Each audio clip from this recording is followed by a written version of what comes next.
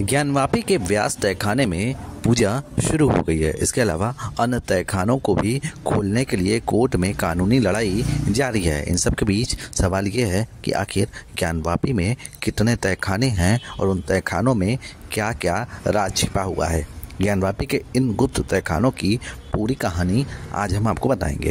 हिंदू पक्ष से जुड़े राम प्रसाद सिंह का दावा है कि ज्ञानवापी के निचले हिस्से में 125 फीट लंबा और 160 फीट चौड़ा तहखाना था। इस तहखाने में कई खंभे थे। दावा है कि ज्ञानवापी के विध्वंस के बाद वहां के मलबे से इन खंभों के बीच पत्थर और मलबे की दीवार बनाया गया, जिससे यह तहखाना अलग अलग हिस्सों में बट गया। देखिए, ज्ञानवापी में 125 गुणे 125 का एरिया था मंदिर का, और बगल में 35 फीट चौड़ा 125 फीट लंबा एक हाल था।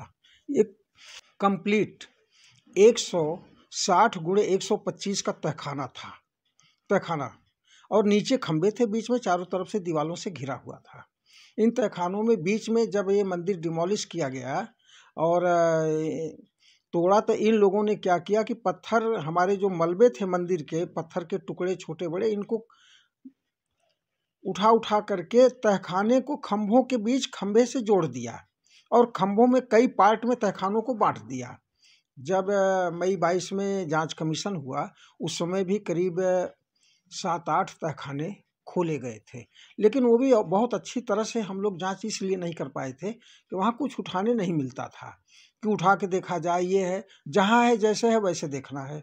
दीवार पर ये चित्र दिख रहा है, गणेश जी का है, त्रिशूल का है, डमरू का है, तो वैसे ही देखना है। ऐसा कुछ करने को मिलता नहीं था।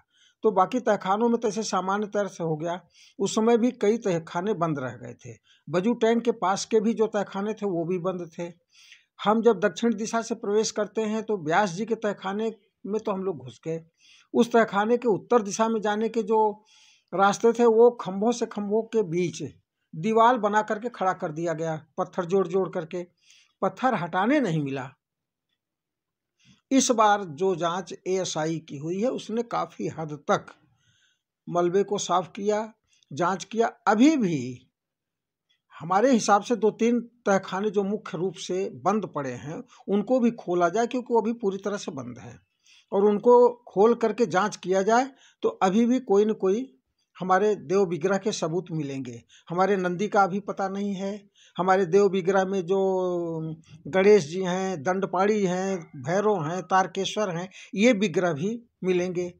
और मैं पहले से भी कह रहा हूँ कि अगर पीछे जो मलबा है, इस मलबे को पूरी तरह से निकाला जाए, बाहर साफ किया जाए, तो उन मलबों में अभी भी हमारे बहुत सबूत मिलेंगे आज की तारीख में।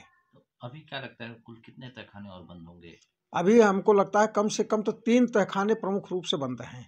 बाकी अगर पीछे के डिमोलिश किए गए पोर्शन में भी कुछ घुसा जाए तो उसमें भी बहुत कुछ मिलेगा, क्योंकि वो जो तोड़ा गया है उसके साथ साथ वो तहखाना भी क्षतिग्रस्त हुआ है, जमीन पर मलबा गिरा है।